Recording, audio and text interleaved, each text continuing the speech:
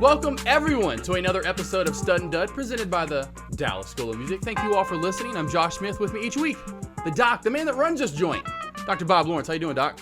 How am I doing? Listen, I'm stoked, man, because we got the stud of all studs. A Super Bowl champion. Super Bowl. On Super Bowl weekend. How can you come on? You can't get any more excited than that. That's pretty good. That's pretty good, Come Doc. on, and look, man, good looking guy. Yeah, right. He fits right in. We'll zoom in too and post just so everyone can see this face. Actually, I'm gonna get the camera at the end. Look, this is not a radio face. This guy belongs with us on the camera. But speaking of which, like we said, perfect timing.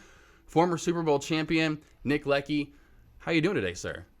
I'm good. I'm real good. I'm in between beach sessions right now, so this is a perfect little time to cool off in the sun down here in Playa del Carmen. Nice. And speaking of which, little vacay right before. Are y'all watching the Super Bowl down there? I'm guessing this weekend. Yes, we've made reservations at a local bar and made sure they had high quality TV and plenty of drinks and beverages and things like that. So yeah, we're excited. That's awesome. That is. Literally in Mexico watching. Do y'all do this every year now? Thinking about that, is there something? Yeah. Third year in a row that we're doing this over Super Bowl weekend. We just figure it's a good time to escape the oppressive Kansas cold and, the Midwest winter, and just to get to a sunny place and just hang out with your buddies and couples and just have a great time. Well, here's the game plan for 2020. I'm going to get to know you really, really good. And then you're going to say, hey, Bob, why don't you join us down here next year? And I'm coming, man. And then who we're also going to invite to cook for us? Mr. Kent Rathbun. We're going to, a world-class chef. We're all going to go down there with you next. That's perfect. That's real perfect. Good deal, man. All right, on tap today, tweet of the week. A little quick one, but it's a hack version. It has to do with the Super Bowl. Did you see this week? No, I did not see the tweet of the week. Yeah. What's the tweet of the week? We'll get to it. Certainly talk Super Bowl. We've got to, right? We'll get to our must-have. Speaking of which, you're down there, we're going to have probably our go-to Super Bowl foods, our must-have. So think about that. But then also be thinking, Nick, what do y'all normally eat? So be thinking about that. And then our top, which we already probably know his now. But before you played in the Super Bowl, let's go with our top Super Bowl moments of all time. Of course, me and Doc are going to have different ones. You come up with something besides you winning the Super Bowl. Because come on, you can just keep grabbing that in everyone's right, that's an obvious one, right? Yeah, right. I would think, he comes up with like something, actually back in Super Bowl, tops that. I'm like, really? Okay. Then, of course, and yes, it's time to go back to the chamber of questions. In the coveted Stutter Dud segment, we're going to throw Mr. Leckey here to the chamber, to the shackles. He goes into the chamber. Of course, we've got getting to know Nick. We'll get to know you, talk about your past, playing for K-State, growing up here, a North Texas product. Yeah. Got to. But first, wow. Let's talk probably what is on everyone's mind when it comes to sports in the past week. Yeah. And that's Kobe Bryant. Big news. Crazy story. I'll never forget it. Just one of those texts which you get, and everyone even said it too, or at least the people that have mentioned that. When you text me, it's one of those things where even when you get the text and it's reliable sources in Dr. Bob Lawrence, you're not, and someone who's not going to be lying about that. You Correct. I literally immediately got on my phone and was like, this is not, whatever, no way. Just to make sure. And I'm like, wow, like my heart still now just sinks just thinking about it. A stunner, right, Nick? It's crazy. It's crazy to me to think that someone I've never met before in my life, watched him on TV from afar, followed his career, followed his post-career. And I grew up a Laker fan for whatever odd reason. And just when he passed, it was tragic because here's a man who's 41 and he's just getting in the second phase and, just going to be a pillar of the community and of the basketball world. Right. And, all these stories coming out where, he was texting Steve Jobs for ideas and Tim Cook for ideas and things like that and reaching out to people. And I love this story. I think it was Dwight Howard or someone and asked, or no, who was for the Magic? Who played the Magic with LeBron? Dwight. Yeah, Dwight Howard. Yeah. He plays for Yeah, Dwight Howard. Yeah. He reached out to Dwight and asked him like, hey, how do you cover against this pick and roll? And I'm like, that's such a cool thing to be, have that Mamba mentality right. and that, win at all costs when you're on the field. I love that. I love that attitude, and he talks about, it's lonely at the top and, his philosophies were unreal. Absolutely unreal. And I'm sad that he passed away, but, hearing all these stories about him, man, the guy's going to live on forever. Certainly so. Yeah, certainly so. Just tragic. And what was interesting about, some sports figures transcend all sports, right? So even people, I'm a big baseball guy, but I can talk about baseball guys that nobody's ever heard of, because I love baseball. And somebody in football can talk about some football guys that other people have never even heard of. But regardless of whether you follow basketball or not, everyone, even my wife says, Kobe Bryant? And Yeah. she doesn't follow basketball at all. She knew who Kobe Bryant was. Yeah. So he's that. I mean, I walked around the corner and told Avery, my wife, I told her, and she was just sitting there doing her normal thing on Sunday. Yes, obviously it was Sunday, not expecting it. And her mouth immediately was just like was just like, no. And then you tell her that then eventually find out that her daughter, blah, blah, blah, blah, blah. And it just gets worse and worse. And I think the other smack in the face for us all is to realize that any day. Oh, right. Anything could happen to any one of us, and it's just a harsh reality. Yeah, and what's crazy, speaking of going back, kind of relating to music, they died exactly the same way Stevie Ray Vaughan died, essentially. Oh, really? Because I can't believe you didn't know that. But Stevie Ray, it was in the mountains. He was doing a concert. I forgot where up in the north. Was it a helicopter? Helicopter. They were wanting to leave that night, and for just like Kobe and them, they probably should not have been flying in such. It was super duper dense fog. Pilot gets disoriented and thinks he's probably going up or down or whatever. And I mean, at the rate of speed that you're thinking you're going, which would be super fast up, same thing right into the side of the mountains up there. Yeah. I mean, the exact same way. I know all the details haven't come out yet, but I'm not even sure they knew on the helicopter that they were in trouble. Because did you happen to see that doorbell video where somebody? No, I didn't see that one yet. Yeah, someone that lives out there in the neighborhood had their Ring doorbell, right? And it was videoing. You can't see the helicopter, but you can hear it, right? So you hear the helicopter just flying, and then all of a sudden it goes poof. It's just like poof. It hits right. Doesn't explode. No explosion or anything, but it wasn't. It was not the sound of a helicopter in distress. You know what I mean? It wasn't. It wasn't sputtering, going right. And so, man, I hope that's the case. That you're sitting there talking and then boom, because the fear of going down is Oh, yeah. Unreal. And I couldn't even imagine. Yeah, and I don't understand, especially when you have that much money. I'm such a super, I was telling you, like, we both hate flying, but especially helicopter. Scares the crap out of me. But they didn't have, like, the black box, or they don't have that the terrain sensing, the TAS. Right. I'm like, if you have that much money, I don't care that it's not, they didn't tell you it had to be on there. I'm putting it on there. Not how much of that would have helped them at that time. Right. But you get my point. I'm just like, how in this, after stuff like this, FA, whoever is that controls all that needs to make sure that every one of those, he's a multimillionaire, he's got the money to have it, is my point. I'm like, that should be on there. Right. So regardless, it's so sad. It's definitely one of those things had to talk about, because it was heartbreaking for everyone, like you said. I mean, even you grew up kind of following him. I love Jordan. Jordan's my man, and he was always kind of, I'll have to bring, I forgot before I forget it, I had called 1037 to Dad, I had to call Dad show. Basil wanted me to call in, and you got to give that story. So my one Kobe Bryant moment, love, like I said, growing up, after a while, realized that mama mentality. Like he's a killer. He is the second coming of Jordan. If there was ever one, are you kidding me? That's him. I mean, it's just like him. Anyway, so back in '96, back when card trading, which Nick, you can probably attest to this, mid '90s, late '80s, the '90s, card trading, sports card trading, basketballs, baseball, big time. So the coolest card, still obviously not that I pull them out anymore, but to this day that I ever pulled out was a 1996 Kobe Bryant Topps Finest rookie card. Oh, nice. Yeah. And so what's crazy is still to this day, so Sunday, all that happens, you call me, and I'm not even thinking, you don't think about that first. You're just like, wow. Finally, about 6 o'clock, 7 o'clock that night, I'm like, Kobe Bryant rookie card. I traded it to my officiant in my wedding, Jeremy Hawley. I've known him since I was like 5. We used to trade cards all the time. I traded him for what? Who else do I love? Not Michael Jordan, but Ken Griffey Jr. I traded it to him for 3 Ken Griffey Jr.s that were about the same price. Because immediately that Kobe Bryant was worth like $80 to $100 right out of the pack. I mean, by far, it was sweet. So I was like, okay, I'll do that, because there were 3 Ken Griffeys that I really wanted. They were, because cards back then were super cool looking, had all the different, they were cool looking. So I was like, I want those 3 Ken Griffeys.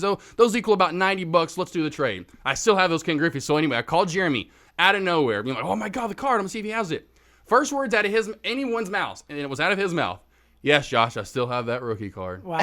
Yeah. And you're not getting it back. Yeah, exactly right. Right. Exactly. I was like, can I trade you those Ken Griffeys back for that now? No, he ain't trading that back. Yeah. Hey, Josh, what Ken Griffey's? Was it the '89 Upper Deck? No, that's what I wish. Yeah, exactly. If it was a rookie card, it'd been worth it. My idiot self back in the day just traded them for 3, normal in middle of the pack. I mean, you know what I mean. They were like probably, nothing, not a rookie card.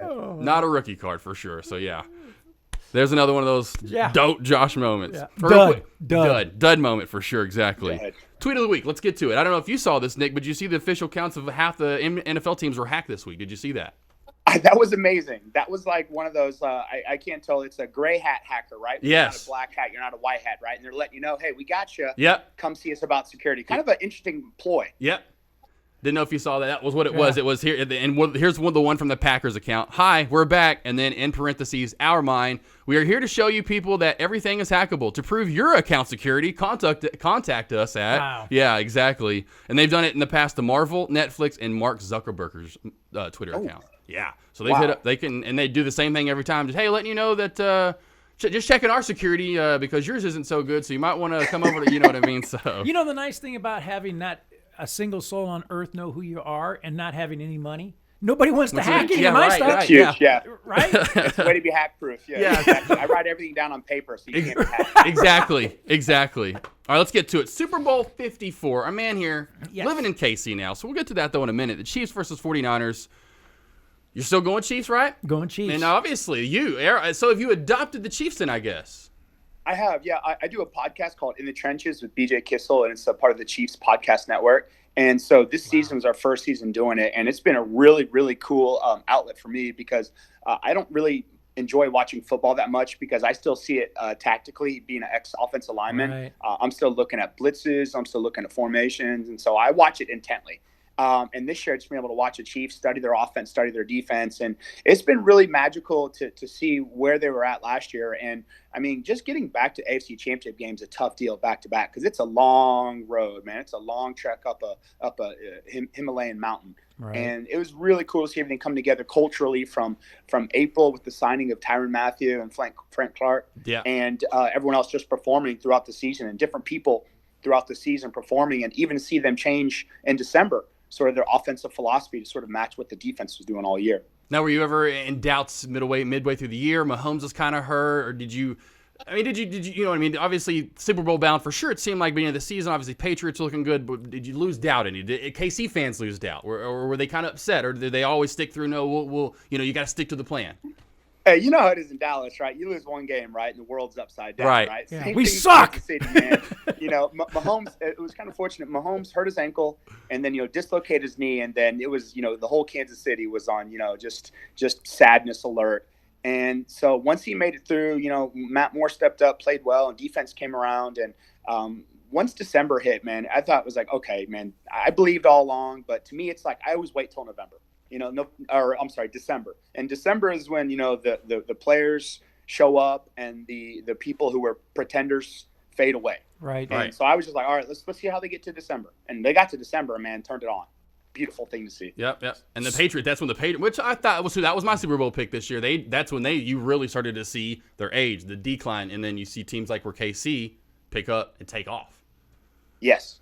What were you going to say? Well, I was going to say, man, you've been there. You know, and you know the ebb and flow of the season, and you know that when it gets to the playoffs, the mindset of a team that has to be in place in order for it to, like you said, get up to the top of the mountain and conquer.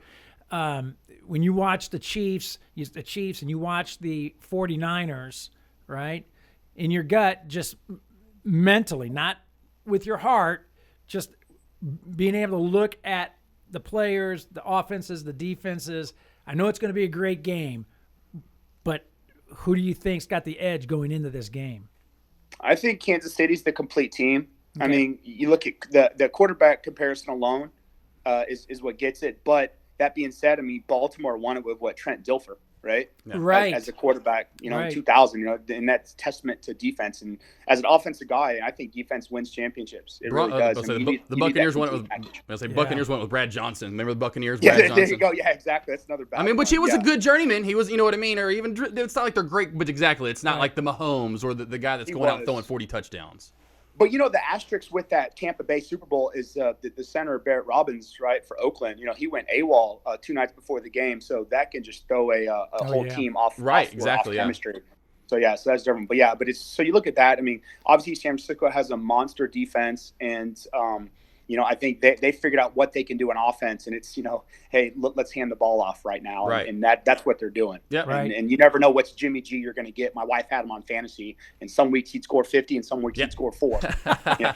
Right. Right. And the nice thing, what's the weather forecast down there this weekend? I imagine beautiful. Yeah, Miami. Oh, Yeah. beautiful. Yeah. Yeah, beautiful. I'm just a stone's throw away across the Gulf of Mexico from me here in Mexico. Yeah, exactly. Yeah. So what's going to be great is to see these two very, very good teams In good climate weather. in good climate weather going at it. Yep. And what I said last week to him and compared it to Broncos fan, being that's funny, you're KC fan. Oh, I know. Yeah. But what I compared it to, which you talk about, even said, which we didn't have a quarterback that year, but even the 2015 Super Bowl, as in Super Bowl 50, everyone had Carolina, pretty much blowing us away. But if San Francisco, like Denver, can contain the quarterback in that offense, then you've got a game. But if they don't, I think, like you said, you're going to see kind of what you saw last week. I think even San Fran can get up early.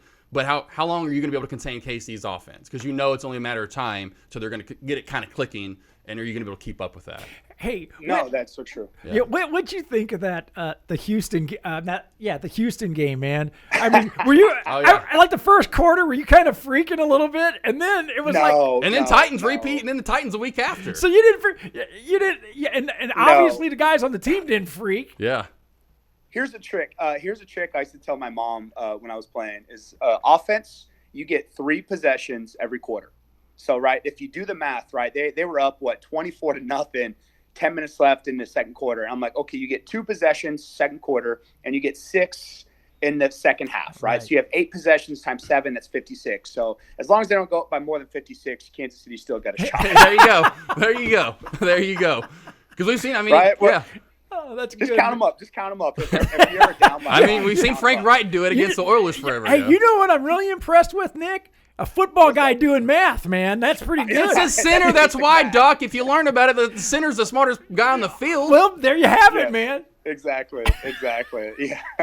He knows how to enunciate and abbreviate and all that good and stuff. High level math. And there you go. Exactly. And I can point and yell at the same time. Right. In a crowded environment. Right. But yeah, I think hoping for a great game. If anything, that's what I was telling him. A lot of the times too, you seeing over the years that I've watched, back and forth-ish when the playoffs were like wild card week, we got great games. Well, the last 2 weeks we've kind of gotten not so great games. So it's like we're kind of due essentially. So I'm thinking the Super Bowl is going to be a rather close. Well, I think the game. Super Bowl is going to be phenomenal this year. Little tidbits about it. Well, I was going to say a little tip which I forgot and just thought of before when I was kind of going over the stuff for the show. First, and it is the first father-son duo to ever make it to the Super Bowl. Mike with the Broncos and now Kyle with the 49ers. And it's crazy. Mike was the offensive coordinator for the 49ers in '94 when they won the Super Bowl. Yeah, and the Broncos let him get away, man. Well. What the heck's the deal with that? They did. Hey, you know what's funny about Kyle Shanahan is that I first saw him like week 1 or week 2, and I was like, I thought he was like a celebrity or something. Like I thought it was like somebody from the West Coast because he wears, he looks like he's a dude from the West Coast with a flat brim hat and everything like that. I was like, oh, that's their head coach. Like it took me to like the second half to figure that out. There's some celebrity on the sideline. It'd be like appropriate if like somebody from the Texans or Dallas, is wearing cowboy boots on the sidelines or something. Right. And the Chiefs, it's the first time, which I didn't realize. I knew it was this. I didn't know it was 50 years old. The second longest streak without a Super Bowl. The Jets, which is crazy, it's just 1 year longer. The Jets are 51 without a Super Bowl. So Casey's definitely due. I mean, and Andy Reid's also. I was gonna say, man, don't you want Andy Reid to win a Super Bowl, man? Such a good guy. I mean, just the cultures that he's built. The teams that he's built, the lessons he's learned from the 2012 Dream Team fiasco, it's all culminating in this. And I think what quarterbacks and head coaches have is you need that Brady Belichick, you need that Drew Brees, Sean Payton. You need that sort of love where it's like, hey, I'm your yin, you're my yang. Yep. And that's what you do, like McCarthy and Aaron Rodgers, right? Right. Jimmy and Barry with Troy. Yeah. Speaking of, what do you think of the Dallas hire of McCarthy? Yeah. What do you think about that? I think it's a good hire.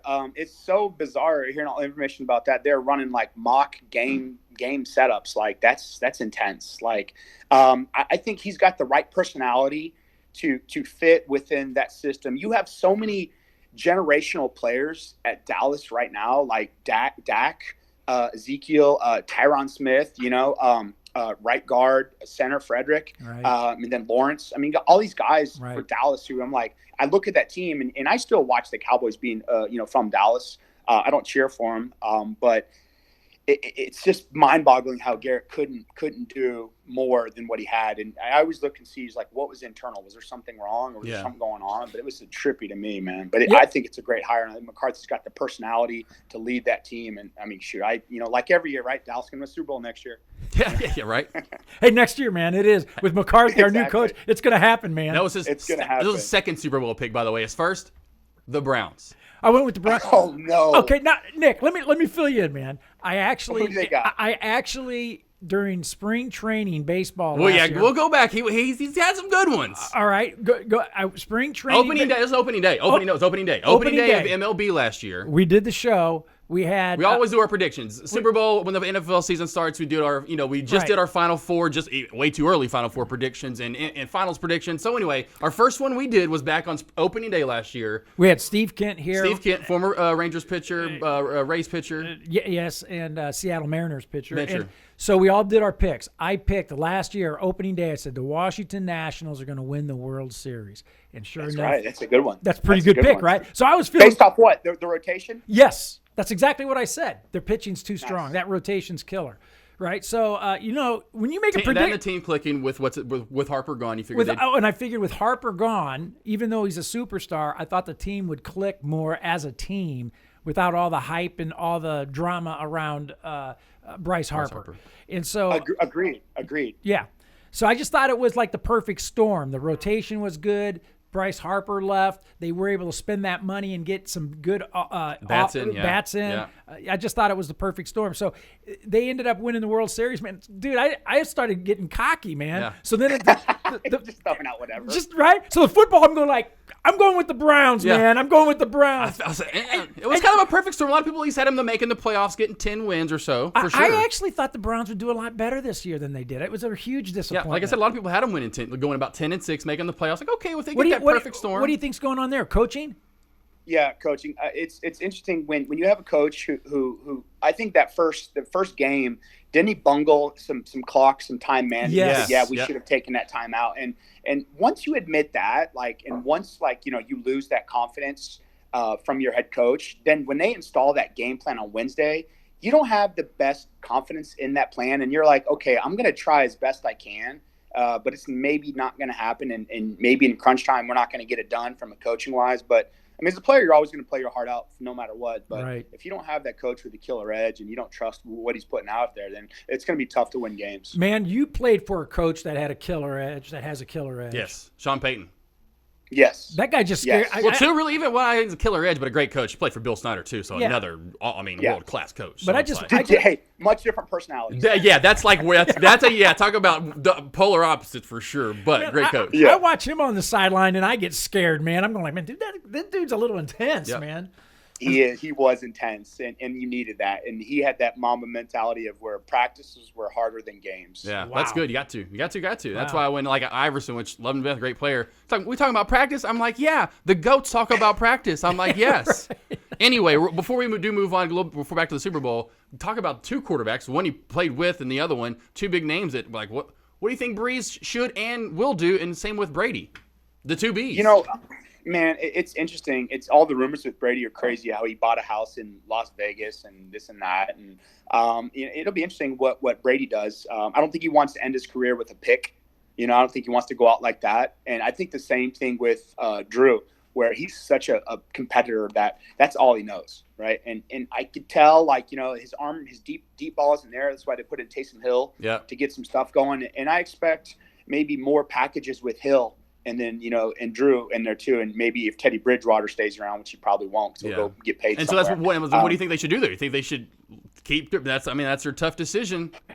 It'll be tough. I think Drew would have to maybe take a pay cut or restructure his contract just to keep Teddy there and to keep Taysom Hill there. Yeah. So, regardless, I think Sean Payton's created a new position with Taysom Hill and the importance of special teams and, having that big dynamic player and big impact on a game through special teams. And some people still treat it as an afterthought. It's really interesting to see. But I think Drew's going to come back in some way for sure. It's interesting because Brady he gets the love, or all the hype of being, 40 some years old and still playing and great quarterback. And Drew Brees is always kind of in the shadow, but I got to be honest with you, man.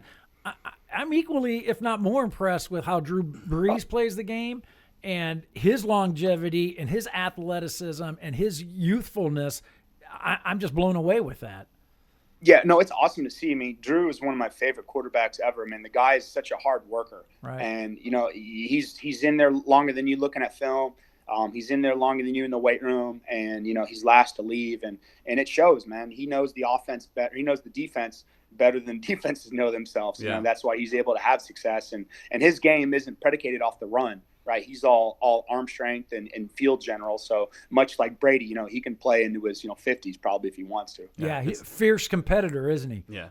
Yes, he is. Unreal. Even everything. Like, I would turn it off here and there, but, we did this home run derby and he's doing, switch, from both sides of the plate, in softball. And it's like, good grief. And he just wants to win and it just carries over everything. I think if he didn't have football, and I told him this, he'd be a Navy SEAL for sure. 100%. Yeah. I have 3 boys, and my oldest son, he's kind of like that. I got to tell him that he's an athlete, plays baseball. I always got to he competes in the family when we're putting together a gingerbread house for Christmas. He's like, it's a competition. And he wants to crush everybody. And I'm going like, dude, it's a gingerbread house. Like, relax. But I think athletes have that competitive spirit, right? You do. It's just something where you just have a desire to win. Like, okay, what do we got here? Like, you figure out what you're doing. You're like, okay, how do I win this? And you're like, dude, we're like eating at a buffet. There's no winners, right? He's got a Vince Lombardi, right? He's got a Vince Lombardi quote in his bedroom that says, the Lombardi quote that says, "If it doesn't matter who wins, why are we keeping score?" I like that. It's so true. Right. That is so true. So he's going like, it does matter who wins. Good stuff. It does, right? It does. Kind of back to just one thing I saw on the videos with Kobe, speaking of one of those guys that they're always learning, always wanting to get better. Well, when he first got out to LA, obviously a lot of, and that's what they were brought up. I guess it was on the NBA Jump, the show. It's on ESPN in the afternoon. The Latino population out there is massive, and that's huge. There's one of their, that's all the, that's huge for sports for them, especially the Lakers. Anyway, when he first moved out there, he told, the Latin community, hey, give me 2-3 year. But point being, this is a 2016 interview, and what I'm speaking right now, he was speaking in Spanish about, I guess someone asked him a question about why he wanted to start, or what about the whole process of him learning Spanish.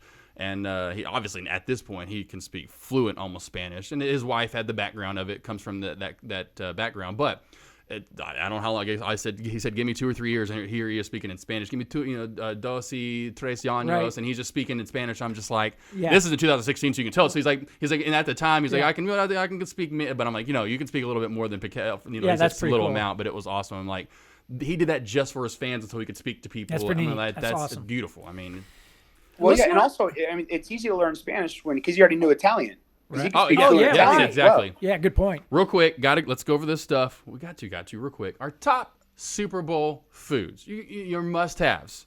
What are you going to be having on Sunday, Doc? Well, we go to a friend's house that every year he's like a really big-time chef.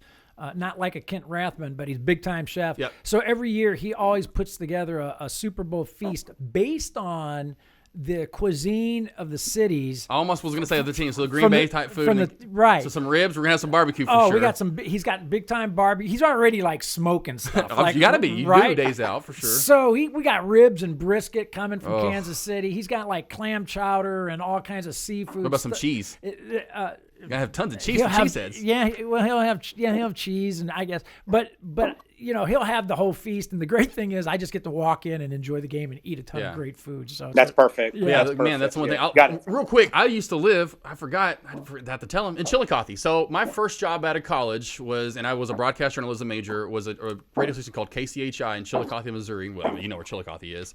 And my dad used to always call it Chillicothe for whatever reason. But yeah, I used to love getting all because I'm from Arkansas. And barbecue's kind of big there. You get it wherever because you're between Memphis and Texas. Right. And it was barbecue. But yeah, I love going up to KC and having all that. That's all I had for, it seemed like, 2 years or a year that I was up there was just barbecue. But yeah, I loved it. So you're gonna have KC related food. Then you're gonna have what's San Fran? Oh yeah, exactly. All the clam chowder, the seafood. Gotcha. So it's gonna be sourdough bread. Yes, right. There you go. Right. That's exactly right.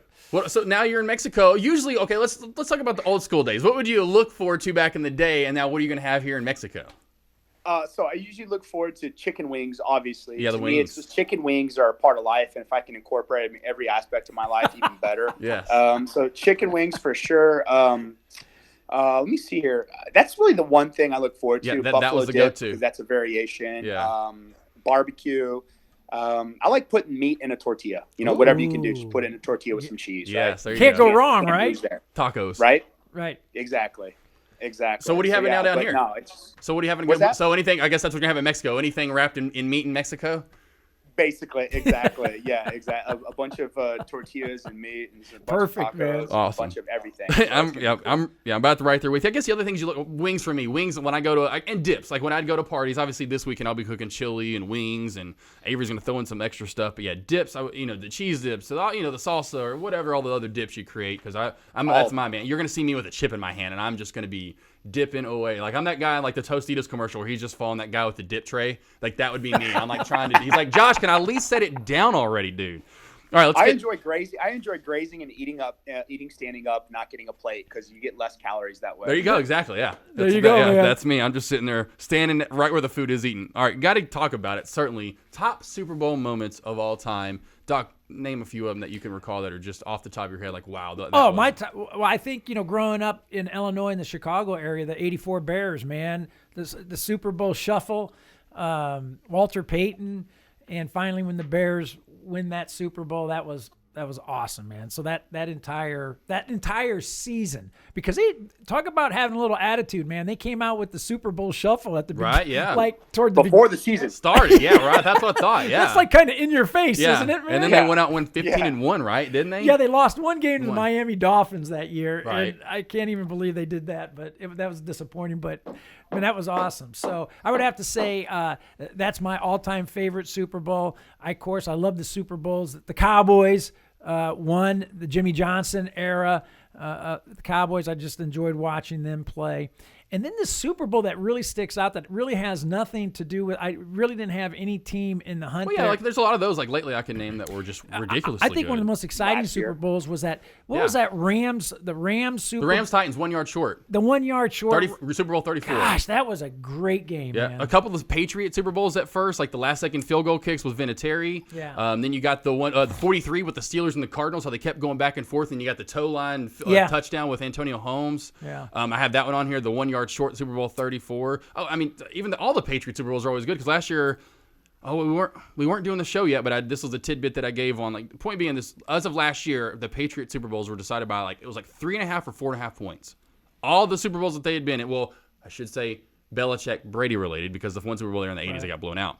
Were decided by essentially 4 points, right around there. I mean, you got it. And even the latest one, or one of the latest ones that's crazy, the Seahawks, where they should have ran it, the goal line interception by, that was crazy. Malcolm Butler. Yes, Yeah. and then even the biggest comeback in Super Bowl history, where Atlanta's running away with it, and then oh boy, here comes the Patriots come back and win. Yeah, that was crazy. Super Bowls. Of course, my top two ever. The Bronco. Well, Super Bowl 50 was great, but I literally cried. I'm 13 years old. But when we won Super Bowl 32, it was like I had lost all those Super Bowls in the 80s.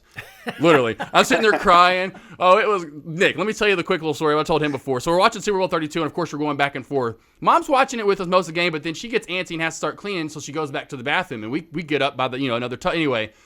Every time something would happen, she'd try to come out. Oh, yeah. She'd come out. No, go. We literally made my mom pretty much watch it from the bathroom. We kept yelling at her. She was like, guys, I eventually, because she did, she shut the door and just turned the TV on in the master, because that's where she was. She was in their master bedroom. It's like, I watched. I'm like, so your trick didn't work. Me being in the bathroom did not work at all. It's funny how we think we have an impact on the game by what we're doing, It's loony. It's crazy, It is right? loony. So obviously, Nick, for you, for sure, let's go over a few of them. What are your top Super Bowl memories?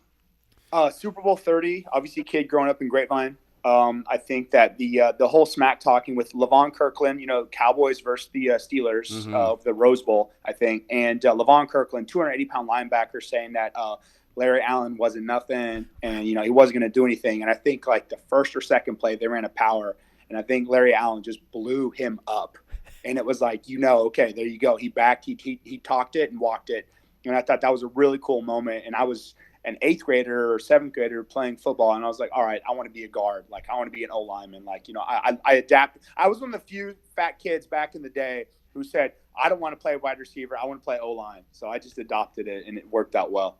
That's awesome. That's great mentality. That's amazing because we have a Mount Rushmore episode that we always do. Yeah, so the like Mount Rushmore. He's going to go into it in a little bit in a special episode that you wanted to do forever ago. Wink, wink. Okay. Oh, yeah. So we're always doing like Mount Rushmore best quarterbacks of all time. Mount Rushmore running backs, wide running backs. receivers. And I said, man, we need to get the Mount Rushmore of the best right guards nobody ever does that.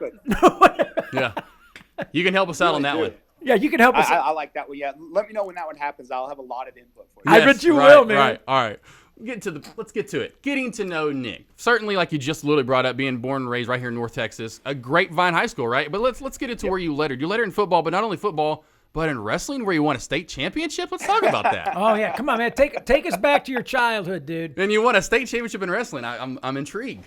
Okay, so I committed to K-State in December. I came back to high school in January, and my wrestling coach, he was also the AP physics teacher, honors physics. He was like, Nick, he's like, I know you got some experience in wrestling a little bit, and our heavyweight is going to flunk, and he's going to be ineligible. I need you to come wrestle at heavyweight to come get us some points. And I'm like, all right, cool. And he was like, it'd be a great way to stay in shape for K-State, and they'll love it. And first match was just crazy. Like I did some WWE moves. I'm pretty sure I dropped a forearm on the dude's neck, and the ref blew the whistle. He was like, "You can't do that." That's not legal. I'm like, come on, this is wrestling, right? Oh, that's hilarious. I'm like, what are you talking about? This is wrestling or wrestling? Yeah, right. Yeah. Exactly. So that was really cool. And then I just kept wrestling, and my buddies and I grew up with the UFC, so I was always in that good shape, and I had that confidence, and it was just nice. That's awesome. That's tremendous. So wrestling, man, I grew up a wrestler, but I'm from the Midwest. Wrestling is a big sport, man. Dan Gable, that whole big time, right? Big time, right? So, but I didn't wrestle heavyweight, man. I was one of those 132 guys. Yeah. You're like a little twig and one of the I think I weighed 130 in 5th grade. Yeah, right. There you go. There you go.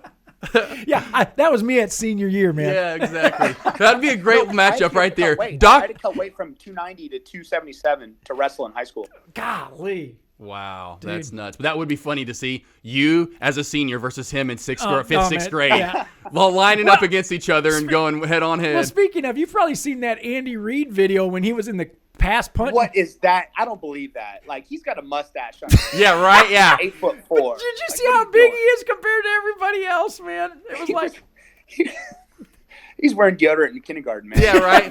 I was telling him it reminds me of when you see those little league things, and the kid's supposed to be 12, and he looks like he's 27. Right. You're like, yeah, that kid's not 12. Right. Yeah, he got that good doctored birth certificate for sure. Yeah, right. In the Little League World Series, absolutely. All right, so go ahead. What? So you got into football as a kid, young kid. Yeah. Playing football. When did you grade. When did you know that, man, I love the game.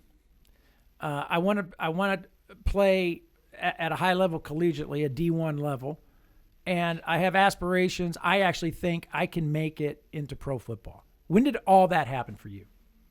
Honestly, it was a progression of things. I didn't almost play my senior year of high school because I just wanted to be a ski bum. I love snowboarding. That's my first love. Oh, cool. And all these colleges, all these coaches started coming through my high school, and they're like, hey, you're going to get a scholarship somewhere.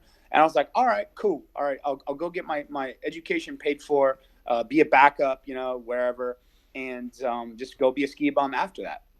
And I got to college and, started as a true freshman and played O-line, played left guard. And just by junior year, agents started calling me and scouts were like, you're going to play in the NFL. I'm like, all right, cool. So it's just one of those things where, I never had a big picture. I never grew up I'm going to play in the NFL. No, man, it was I'm going to be a ski bum when I go. Right? Yeah, when you blew up some dude in junior year, 11th grade, and you blew this kid up, you're like, I am going to the NFL. This is it. Yeah. Yeah, no, because you can't jump college. College is such a big deal, yeah. Right? And it was like, it is. I knew junior year, I was like, okay, coming into senior year, I had that confidence, and I was like, okay, I'm definitely going to play. I'm definitely going to play in college, by about senior year of high school. And then by about junior year, I was like, okay, now it's progression to go play in the NFL. Just because, it worked out. I was a little bit lucky where I didn't get injured. Was able to work out well, played on some really good K-State teams and play against really good talent. And yeah, I was like, all right, it's natural progression to NFL. Let's speak of that real quick. How'd you end up picking K-State, and did my favorite Nike check have anything to do with it? Yes, it did. So I actually wanted to go to Texas, and I remember Mac Brown and maybe Tim Nunez or somebody was there, and I was like, hey, listen, guys, they were in my coach's office, and I'm like, hey, guys, I want to come to Texas. What's up?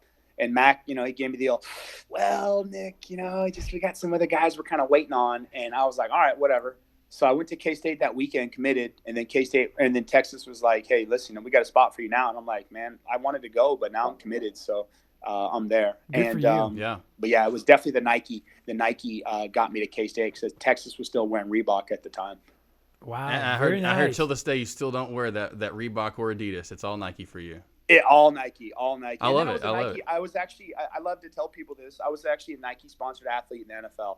So I used to get some money from them. I used to go shopping on their website designed for their athletes. That's me. That's awesome. I heard I saw a couple looking, doing stuff for the show, and I saw that and I laughed because that's me. I literally have all Nikes. I mean, I have probably like 50, 60 pair of Jordans. So I am huge into Nike. Oh, are you big? What's your favorite Jordan? Man, everyone asks me that, but I've loved Jordan since like 88. So, I mean, the 89, 90. So, I mean, I love Jordans from the 1s, the originals, all the way up to the 11s. I mean, 1, 3, 4, 5, and then the 11s are probably what I have the most pair of.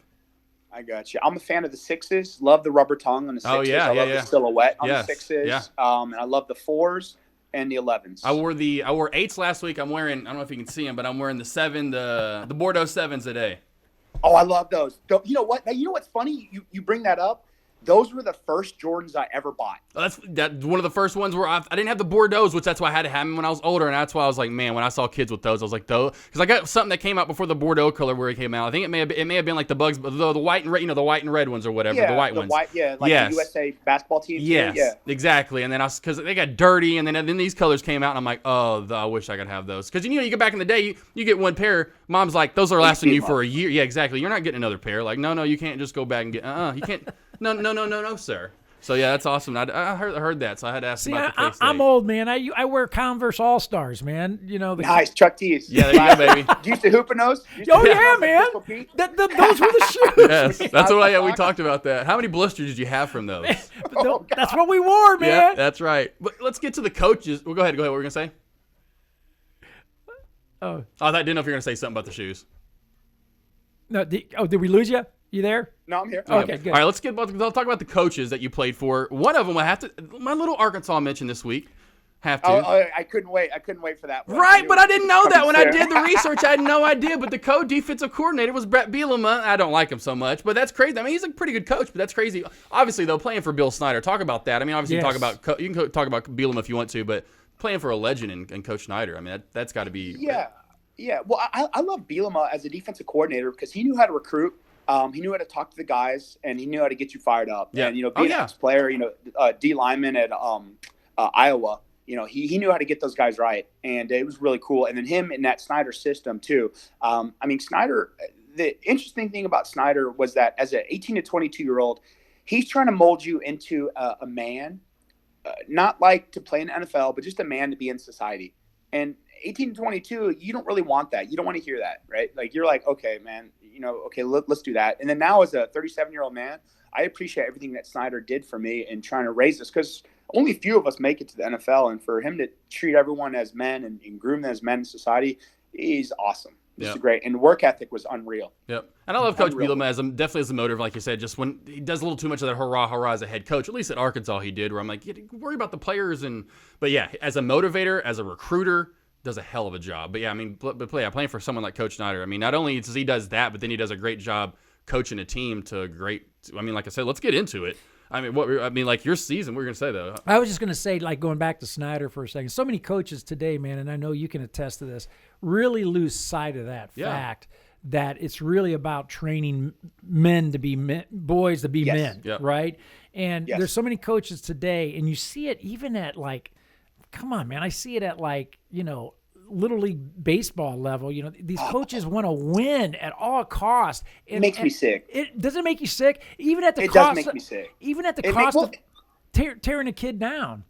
Yeah, and it's like there's no need for that. I think sports should be fun. I help coach my son's soccer team and baseball team, and I make it fun. Like we're gonna work, it's gonna be some work, but we're gonna have fun. We're gonna laugh, and I don't think sports should get serious for the youth until maybe ninth grade when they start playing at a varsity level. I think then it gets serious. We should still have some fun, but people don't realize the burnout rate. Like Right. sports is fun, but if you're trying to relive your youth, or if I can always tell when parents have dollar signs in their eyes and they think their kid is, in fifth grade going to go to college or become the next great player. And it's like, man, relax. That's not even an issue. Don't even worry about that nonsense. Correct. Worry about your fundamentals. Worry about, this day. Don't worry about the future. Have fun and enjoy this, because, I look back on my little league soccer days, playing club soccer and playing middle school football. And those were fun, man. Those were fun times. And I think everyone should have that without it being super serious in a training regimen and, watching what you eat. It's just people go nuts over that. I tell my boys all the time, I say, I always ask them the question. I say, I wonder how many professional athletes became professional athletes despite the coaches that they've had growing up. In other words, if you're going to play sports today, you have to battle through a lot of bad coaches. You do. And a lot of people who think they know it, like you see it on Twitter, like it's like people breaking down quarterback mechanics. And I'm like, I don't think you played quarterback. I don't know if you know what you're doing right now, right? Kind of talking out your booty, right? Right. I watch high school coaches. I watch high school coaches making lineups in baseball, and I'm going like, dude, are you watching the same players that I'm watching? Because it just cracks me up, right? So I just remind my boys all the time, hey, do not let a coach get to you. Play the game, enjoy the game, and the good coaches will come along, but you're going to have to sift through a lot of bad coaches. Do you not find that to be the case? You really do. These coaches, and I'll see them, on other teams, and they're all yelling and getting hyped and treating it like it's the Super Bowl, and it's like, man, okay, this is Little League. Relax. Sure, there are winners and losers, but you don't have to be like that. And they just emphasize it. I think it's these guys who are trying to be like, this is what I would have wanted when I was their age, and I could have went pro, or I could have done this. Oh, you're right. Better. And it's like, it's not about that, man. It's, kids grow at different sizes, and kids, they mature quicker than others, and some don't. And it doesn't get serious until junior year of high school. Like, let's leave it at that. Yeah. Right. And like you said, a lot of people burn out. They lose the passion. You got to have passion for what you're going to do, be great at. So like you said, a lot is for. So unfortunately, that does happen a lot. Yes. We'll get back to how great he was at Kansas State. He eventually started 41 straight games. In 2003 alone, earned a consensus All-Big 12 team. Did you know all this stuff, dog? First team honors, a finalist for the Remington Award, and an All-American that year. Can you believe this? Look at him. And to top it off, he didn't allow a sack in his whole entire career. How proud of you, honestly, are you all those accomplishments? Well, that was crazy. I didn't know about the sack thing until like I was getting drafted, and some of the scouts were telling me that. I was like, wow, I did not know that. And so every time, like, if there's a game on or something like that, I'll try and watch and see if I gave up a sack. And I think it holds up. I think it's accurate. Yeah. Hey, trust me, as much as they watch those videos, I'm pretty sure it is. That is ridiculous. And on top of all that, passed algebra. Right, exactly. Exactly. He did Trigonometry. Right, exactly. Let's talk about the 2003 year. You probably don't know this, Doc, too. 2003, guess who he blocked for? 2003. A future Saint. Darren Sproles. Whoa. 3 straight losses middle of the season. Unfortunately, that one with Marshall y'all had, that was kind of got you on a low. But guess what? They got back to the Big 12 championship game, and guess who they beat?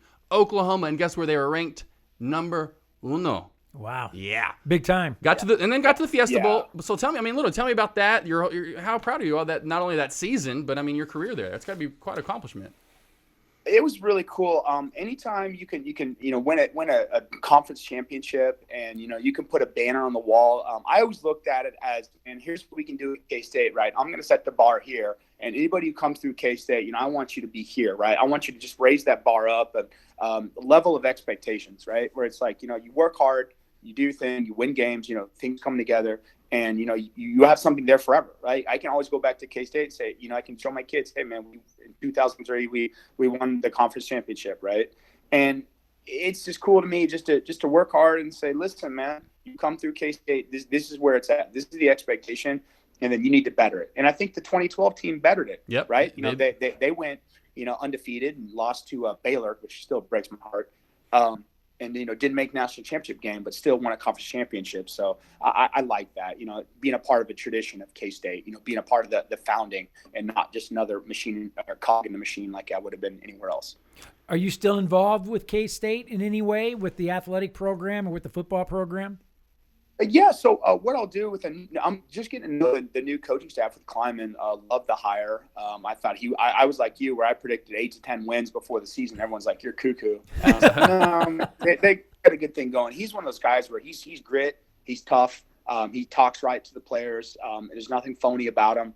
And, I think K-State's in a good spot. So, yeah, I'm happy with him. That's good. Now, let's go on to the NFL, which happened enough. You played for 3 straight dome teams, the Cardinals, the Rams, and the Saints. Oh, you there? Did you get us? Yeah. Yeah, it just cut out there for a second. You're good. All right, let's get on to what said. Get on to the NFL, where somehow you played for 3 straight dome teams, the Cardinals, the Rams, and the Saints. Was any correlation or reason for that? Or did that just kind of happen? I just like to play in the living room setting of a dome. Right? It's good to snap on and things like that. So, that's bizarre. I didn't think about that because my first 2 years in Arizona, we played in Tempe Stadium. So we played in Sun Devil Stadium, which was interesting, being a team and playing in a college stadium where you could still see the chalk on the sidelines from the Arizona State game the day before. Right. Got to get to, certainly so, the 2009 season with the Saints. How did that all? I know you can obviously talk about how that all came about, playing for the Saints. When I think they pulled someone up like a quarterback, and then you were, I think, waived for a minute, and then they pulled you back. Just talk about that whole season, and then up to the Super Bowl and winning it, playing for Drew Brees. I think the best thing was playing 5 years for Arizona and for St. Louis and being mathematically eliminated from the playoffs in December, right? so I had 5 years of crap. Good years though, fun years. We lost. And then to go to New Orleans, and it was just awesome. The camaraderie was there, the locker room cohesion was there, culture was there, fit was there, and you could just tell like something special was happening. And it was bizarre because I think it was like the 10th game of the year, and my wife was like, "Man, you guys are 10-0." I was like, "What? No, we've lost a game." And it's like, "Shoot, we are." Wow. And it was awesome. We went 13-0, and then we lost the last 3. Which humbled us, and then we got it back in the playoffs. And, Sean Payton had a game plan. He was like, Shockey, I want you to do your thing and talk trash. And, he was like, Drew, I want you just to perform. And, Will Smith, was on our team, rest in peace. And it was like, Will, you be our guy, you be our bell cow, right? You be the dude who leads his defense. And just, we had a bunch of dudes come together, and just it was awesome to see. Yeah, it's great. I mean, literally getting goosebumps just thinking about it for you. And just real quick, Super Bowl cost that year for a 30-second commercial, $3 million. This year, so about 10 years later, $5.6 million. That's how much it's going up. Wow. 30 seconds. Yeah, 30-second spot is now 5.6, up from 3 just a decade ago. That's amazing. Yeah. It's real quick, how it kind of ended your career off too around that Super Bowl. One thing also I saw you were going back to school to get your degree, and you had to miss a test. Best excuse ever for missing a test. I was taking online courses, and I had signed up for in October, not being new to the whole playoff thing. And I was taking online courses, and I started them in January, right? And Super Bowl's in February. And we had a test. And the guy was like, my teacher was like, "Hey, here's the test." And it was Super Bowl week, right? So I had to go find a proctor and go take a test during Super Bowl week. And I emailed my professor, and I'm like, "Hey, I'm out of town for this test for work. Can I retake it later?" He was like, "Absolutely not." He's like, it's not going to work. He's like, "But, why? What's your work?" And I was like, "I'm with the Saints and we're in the Super Bowl." And he was like, he called me the second he got the email back, and was like, "No kidding." He's like, "Yeah, you can take it later." And I was like, "All right, cool." Yeah. Well, so how'd you do on the test? What's that? How'd you do on the test? I think I got an A. Oh, look at that. Yeah, Smart Center. Yeah, I'm surprised. I would have jacked with you, man. I would have said, "Look, dude, I don't care if you're at the Super Bowl. I don't care if you're the quarterback for the Saints. Drew Brees. Yeah, I don't care if you're Drew Brees. Your ass needs to be here and take this test." I would have jacked with you. I would have jacked with you a little bit. Exactly. So, and I know you kind of talked about it earlier. So you got the podcast going in KC. How that all kind of come about with the case? That's pretty sweet. Yes, it is. So I've known BJ for a little bit. BJ Kissel. He used to write for Bleacher Report and some other people. And I remember just tweeting him early. Retweeting his writing. He's a really good writer. I really respect him. Has a baseball mind, and really accurate with everything. I loved it. And so he called me about 3 or 4 years later. We met up and for a drink and said what's up. Lived in the same area, and he called me up this year. He's like, "Hey man, we're doing a podcast. You want to do it?" And I'm fairly easy nature, and I'm like, "Yeah, let's do it, man. That sounds like fun." Mm-hmm. And things went well. We clicked, and being a part of this Chiefs season, it's pretty damn magical. Just to see where they're at in April, expectations, and where they're at now, meeting those expectations. Yeah, and literally your first year as a podcast too, and you're getting to talk about it all the way to the Super Bowl. I know, right? Exactly. It's bizarre, but except I've been traveling for work and for vacation, so I've missed the last two, and we can't do the podcast now because we're kooky fans, right? Yeah. We can't do a podcast now. We haven't done one in the playoffs, so we can't do it. We can't start it back up. Doing a podcast, man, it's great that you found somebody that you get along with and you got a camaraderie. It's so hard. I'm still looking for So if you have any ideas, let me know, man. This is the best I can do right here, man. Josh is stunned. He's so stunned. Yeah, see, he's speechless. Hey, that doesn't happen too often. No, he's a lot of fun, man. I'm giving him. I like giving him grief. I thought he was talking about himself there for a minute. I didn't know what he was talking. I thought he was in the mirror. I catch him from time to time, like, Doc, get out of the bathroom. Quit hyping. Come on, you're good. You're good. Oh yeah. Stop doing the Stuart Smalley things. Yeah, you are good. You are great. Right. Exactly. Yeah, right. You're good enough. Right. Smart enough. People like me. Yes, they do. Yes, they do. Let's get into it now. It's the chamber. The chamber of questions. Yes. You get to get chambered up. Are you ready, sir? All right. I'm ready for the Chamber of Secrets. Oh, yeah. All-time favorite team, any sport. Any sport. Chelsea Football Club. Wow. There we go. Did not see that. I didn't know if it was going to be K-State or not. That's what I want to see if he had something else bleeding in. Well, I'm sorry. Yeah, I'm sorry. I guess I don't even count K-State. Yeah, it's kind of what I mean. Yeah. Right? But if there's that secondary one, it's going to be Chelsea. Yeah. That's awesome. Okay. How about your favorite player-athlete of all time? Growing up, now, I mean, who is your stud? Like mine would be obviously be Jordan or Elway. Who would yours be? Bo Jackson. Oh, Bo. Good pick. Even in Dallas, being in Dallas, I think Bo Jackson was just those commercials. That was the first time I ever saw an athlete prominently featured in multiple commercials, and just for him to be so humble and to be such an amazing athlete and to play only a certain amount of years and, have the hip injury and not be able to come back, man, just, heartbreaking. But, man, dude was an unreal athlete. And what's crazy, like you said, the limited amount he played in the pros, still, I mean, obviously what he did in college, but that's what's crazy, how you still talk about Bo Jackson. He only played, for this long. So it's like, imagine if he never gets hurt, what he would have done in both those sports. Yeah, amazing. Right, exactly. Baseball and football, too. That's amazing. And on top of that, he's a funny dude, man. Yeah. He's a funny guy. Yep. All right, let's get to, if you could have went pro, and I was kind of talking to you, we might know this, but if you could have went pro in any other sport, it would have been? Snowboarding. Oh, there it is.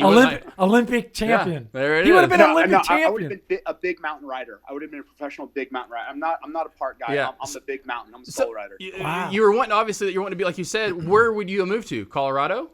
If that was a route you took? Or Utah or BC. Okay. Yep, one of the three. Right. Gotcha. Or Jackson Hole, Wyoming. Oh, that's beautiful, too. Yeah, talk about beauty. All right, give us yours. Here it goes, if you can. Your Mount Rushmore of centers. Your top 4 centers of all time. Top 4 centers of all time. I'd have to say that I admired. I know, Olin Kreutz with the Bears. I remember watching him play. It was awesome. I'll give you Andre Giroud. Didn't have the longest career, but dude was just a beast. He could manhandle. Watching him play center was unreal because I knew I could never do any of the stuff he did. And just watching him play and just bully people and just throw people around was amazing. Wow. Kevin Mawai. Mawai was he played for a long time. A lot. I believe he broke his right hand one time and learned how to snap left-handed in 1 week. Wow. And still played center. Yeah, dude was absolutely amazing. Stud. And my number one guy center I loved, and I modeled my game after him, was Tom Nalen.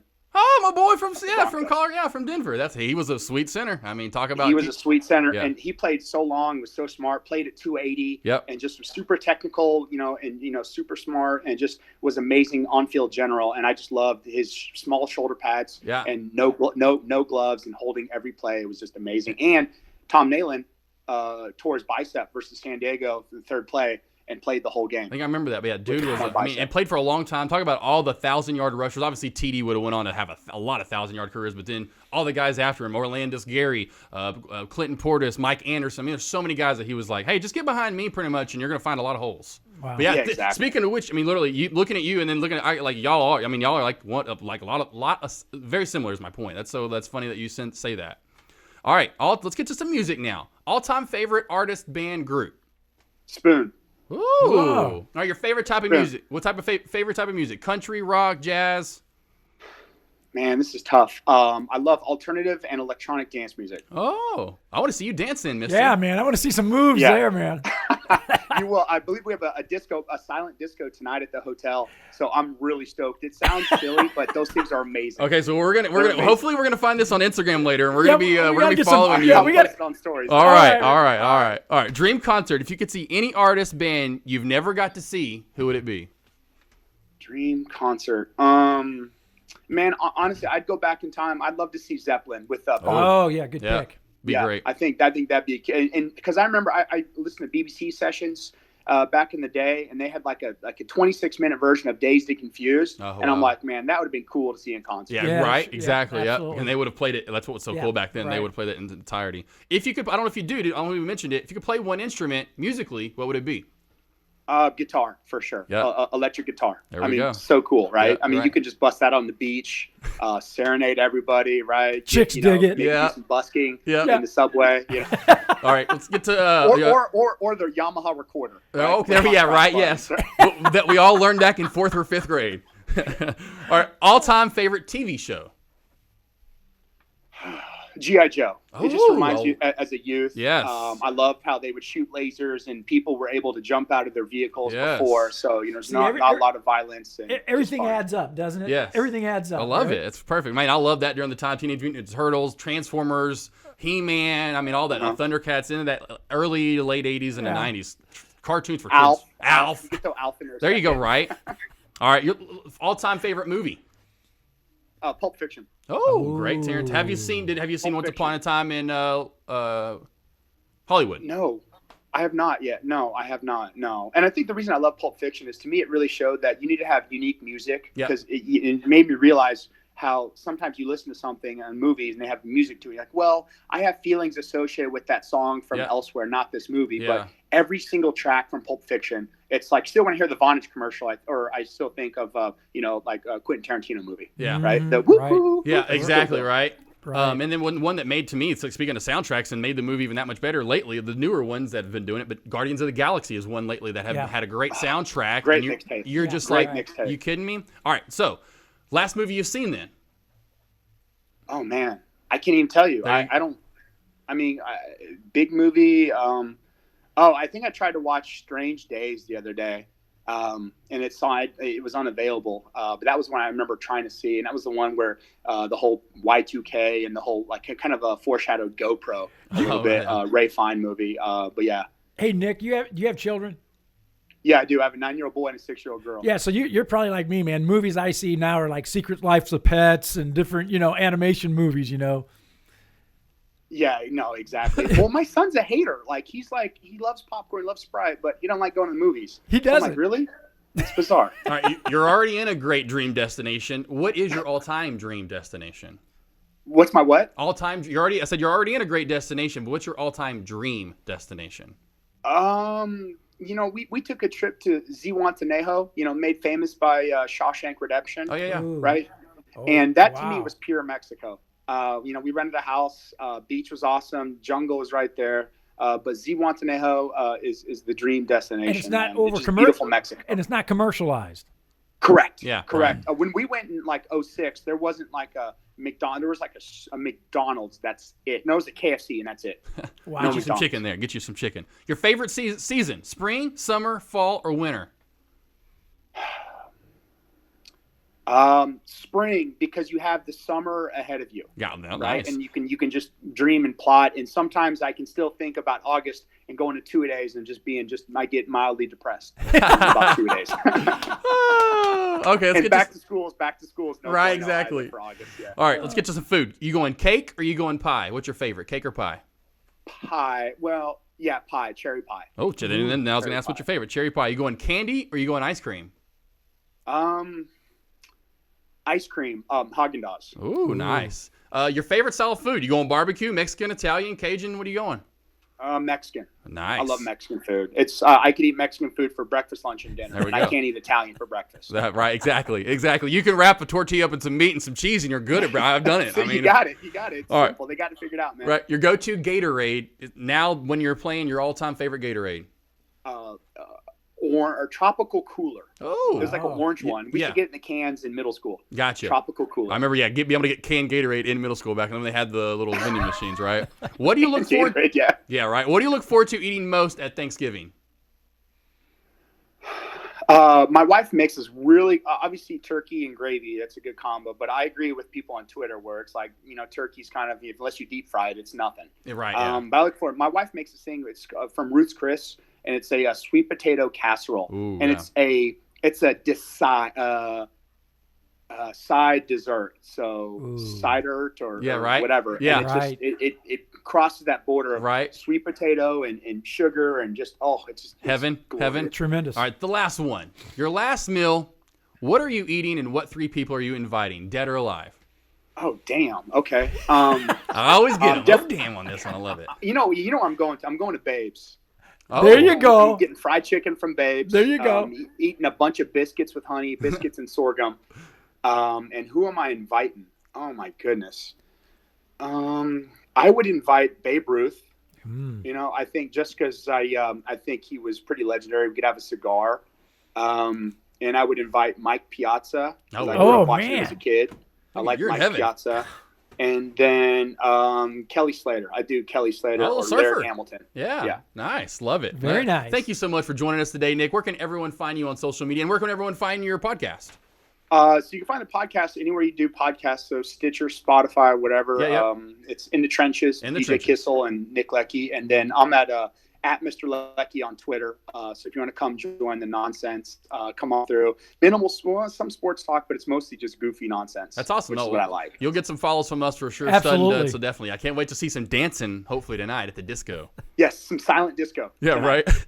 All right, until next week, what to watch? What are we going to watch this weekend, gentlemen? Go Chiefs is what we're going to watch. All right, okay. I'm going to be going for the 49ers, but I don't care if the Chiefs win. It's hard for me to go for the Chiefs. I'm a Broncos fan. I mean, are you kidding me? I know you are. It's okay. Yeah, it's going to hurt me. It's going to be like, yeah, but at least it's someone in my division, so I can always kind of, in my head, I can twist it and relate. And, Patrick, Andy Reid finally won. It's an AFC West. Okay, cool. You know what? I'm okay with it. All right. If it was the Raiders, though, oh, hell no. Oh, heck no. Heck no. All right. Tennis lovers, though, for tennis lovers, the Aussie Open this weekend, so I'm sure some tennis lovers are going to be loving the Australian Open. On next week's show, it's back to What's Up, Doc. We also have a recap and preview. Of course, we've got to recap 2 big finals. One we just talked about all show pretty much, the Super Bowl. Hopefully we'll talk about some Chiefs. I know may have to bring in some barbecue. If so, we'll have a little barbecue set up right here in front of us. Sounds good to me. Don't forget to subscribe to us, iTunes, iHeartRadio, Spotify, SoundCloud to hear all the episodes. Subscribe and view the episode right here today. You can see that. Well, we can't wait to look at this beautiful face on YouTube right here. That's where you can follow us. And, of course, on Twitter and all the other great Instagram, all the good places. Hey, man, thank you so much again, Nick, for joining us. You're the stud. Stud of studs. Stud. Super stud. I mean, are you kidding me? Nice. I mean, from nice. Case, I was trying not to be a dud. So thank no, you. man. No. No. Hey, and because you're a stud, you'll get future invites back onto the show, man. Exactly, yeah. Yes. Bring me back. I'd love to have. Yeah, exactly. I'd love to have you on. You get my point. You come on next week, talk about your Chiefs and barbecue and your podcast. Yeah, exactly. You come on anytime you're available again. We can't wait to have you. Yep. Enjoy Mexico. We can't wait to see some dancing tonight. It's gonna happen. All right, it's man. Gonna happen. Nick, thanks so much. Yeah, until next week, I'm Josh Smith. Bob Lawrence. Peace. Peace.